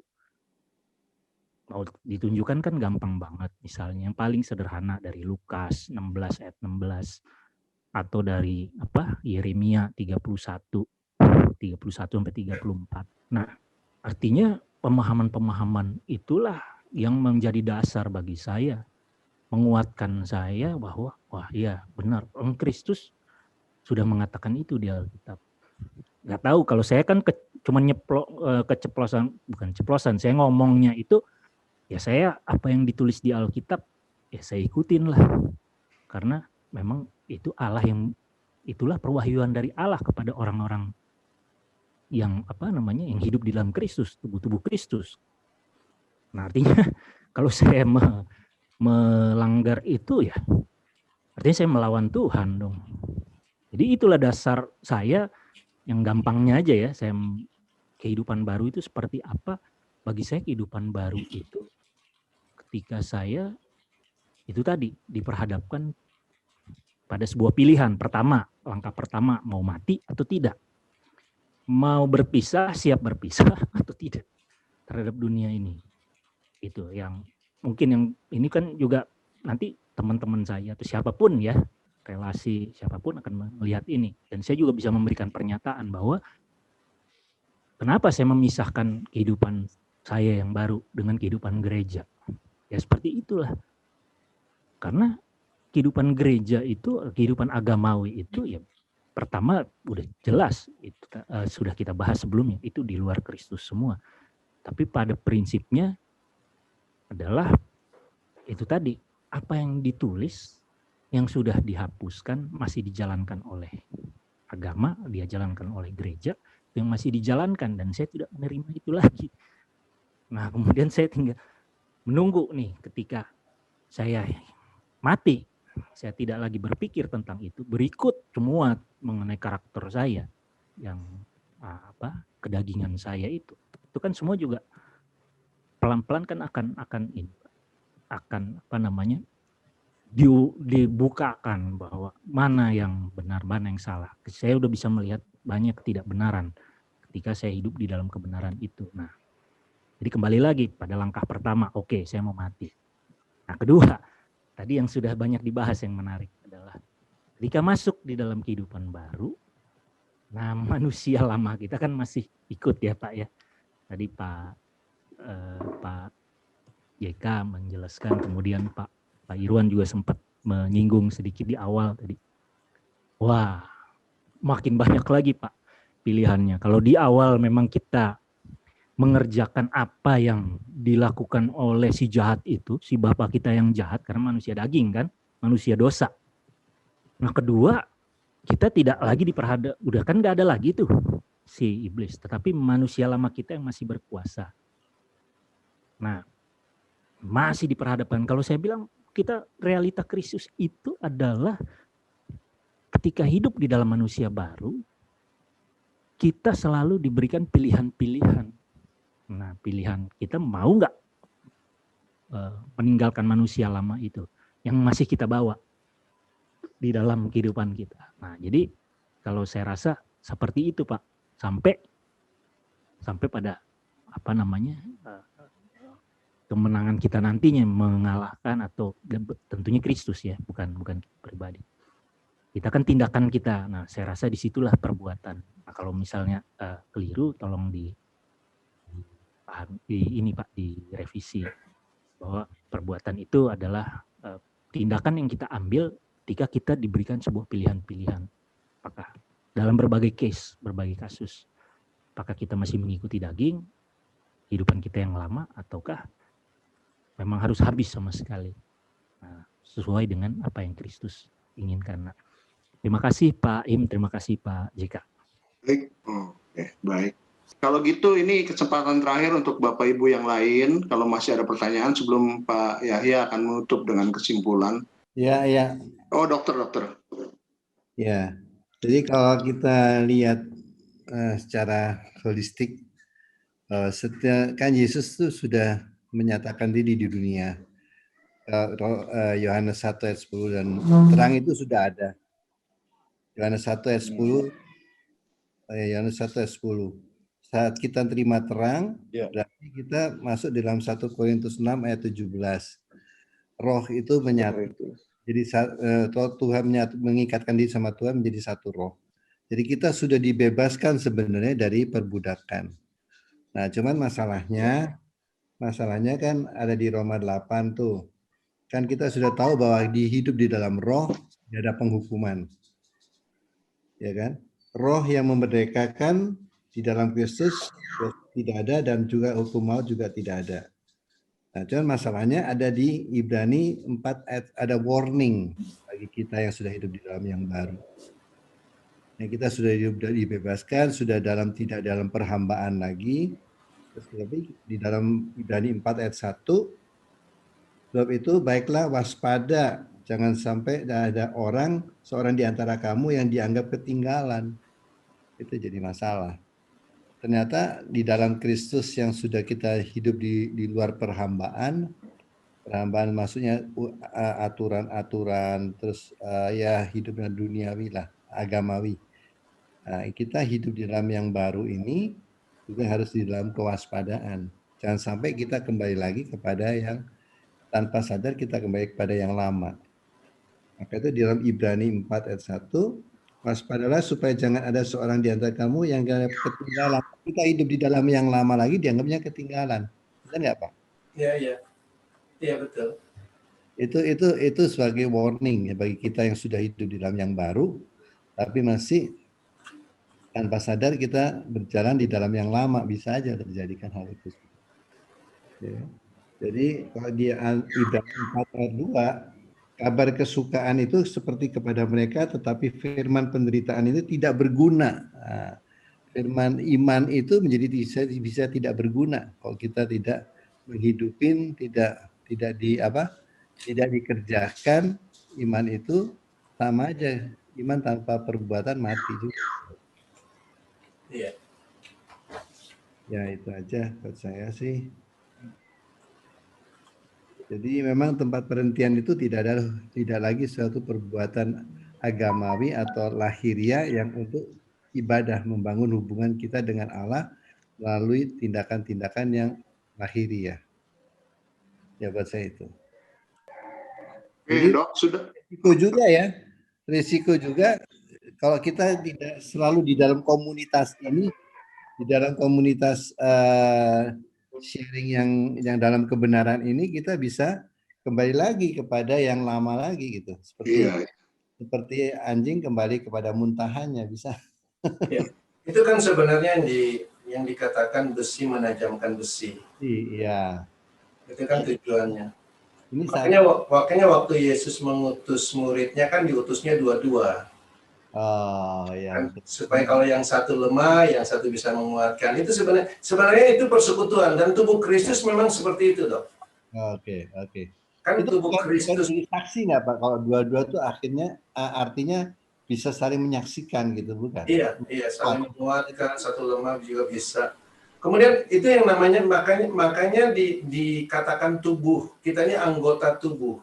Oh, iya. Anggota tubuh itu kan harus satu kesatuan, harus satu komunitas, harus satu itu anggota tubuh sebenarnya. Oke, jadi masuk di dalam persekutuan itu memang harus ya. Iya, karena itu memang konsep tubuh Kristus tuh begitu. Nggak bisa independen.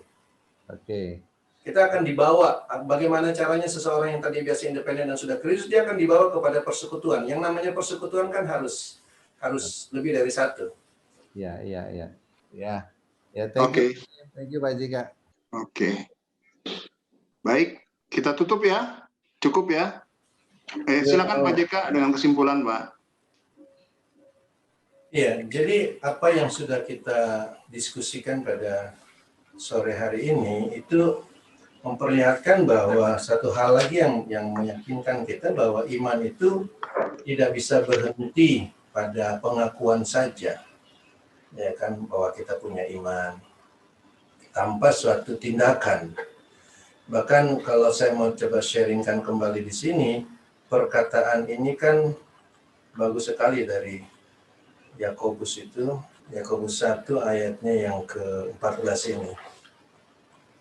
Ini dia katakan apa gunanya. Jadi memang nggak ada guna akhirnya. jika seorang mengatakan bahwa ia punya iman tapi tidak mempunyai perbuatan. Nah, inilah yang kita ambil temanya tadi. Dapatkah iman itu menyelamatkan dia? Jawabannya kan tidak. Karena apa gunanya? Artinya iman yang dia punya itu tidak dapat menyelamatkan dia. Model seperti itu tidak dapat menyelamatkan dia. Tetapi iman yang menyelamatkan adalah apabila iman itu disertai dengan perbuatan. Karena dengan perbuatan-perbuatan itu, maka iman itu menjadi sempurna. Maka iman itu betul-betul iman yang disebut iman. Dan kita menyadari hal ini, kita juga menyadari bahwa konsekuensinya dalam perjalanan kita, janganlah sampai kita memiliki iman dan tidak diikuti dengan tindakan. Ya kan, tindakan bagaimana mengakses iman itu, bagaimana menghidupi iman itu. Tentu saja masing-masing kita bisa menjabarkan bagaimana tindakannya sebenarnya. Karena sebenarnya maksud saya begini, ketika Roh Kudus memperkenalkan Kristus, dia juga kasih indikasi bagaimana kita melakukan iman itu. Jadi bukan cuma kasih lihat tuh iman, bukan. Saya tidak percaya Roh Kudus seperti itu, hanya semua kasih lihat, tidak. Roh Kudus membimbing, menuntun, mengajar. Itu kan peranan Roh Kudus kan. Nah, dia akan menuntun kita, memberikan kita insight-insight bagaimana harusnya yang kita lakukan dengan apa yang saya lihat ini. Sama seperti ketika kita sekarang mendengar bagaimana iman tanpa perbuatan mati, pasti ada insight dalam diri kita, apa yang harus saya lakukan terhadap Kristus yang saya sudah kenal itu. Tentu saja ada berbagai macam pertimbangan di situ. Sekali lagi, yang kita bahas ini, perbuatan-perbuatan ini bukanlah perbuatan-perbuatan baik menurut agama-agama, bukan perbuatan baik menurut tolak ukur manusia. Perbuatan baik menurut manusia, ya silakan saja, itu perbuatan baik menurut manusia. Tetapi apa yang kita bahas ini adalah perbuatan-perbuatan, tindakan-tindakan sesuai dengan iman. Dan tindakan-tindakan yang sesuai dengan iman inilah yang dilihat oleh Allah sebagai perbuatan baik. Nah, ini dia. Jadi perbuatan-perbuatan baik manusia daging itu kain kotor. Itu tidak punya arti di hadapan Allah. Tapi perbuatan-perbuatan iman ini yang kita tindak lanjuti dengan perbuatan itu, itulah yang disebut dengan perbuatan baik di hadapan Allah. Dan inilah yang menyenangkan Allah. Dan itu yang tadi diambil dengan contoh talenta bagus sekali. Di dalam talenta itu dikatakan, baik kepada talenta yang 2 dan yang 5. Dikatakan tuannya berkata kepada dia, baik sekali perbuatanmu itu, hai hambaku yang baik dan setia. Nah, bagus ya. Ternyata kata setia kan ada di situ. Setia itu berarti kan melakukan apa yang diperlihatkan kepada kita. Itu setia. Jadi setia nggak perlu dijabarkan dengan panjang lebar. Ternyata setia itu ya perbuatan. Ya. Tindakan selanjutnya setelah kita diperlihatkan Kristus. Itu setia. Semua harus Kristus ya. Semuanya harus Kristus. Dasarnya memang harus Kristus. Tapi saya percaya sih kita perlahan-lahan perjalanan kita kan diperlengkapi lebih dalam lagi. Khususnya dalam diskusi banyak hal yang kita bisa dapatkan. Saya rasa itu dulu Pak Im pada hari ini. Bapak Ibu Thank you terima Pak kasih. Yaya.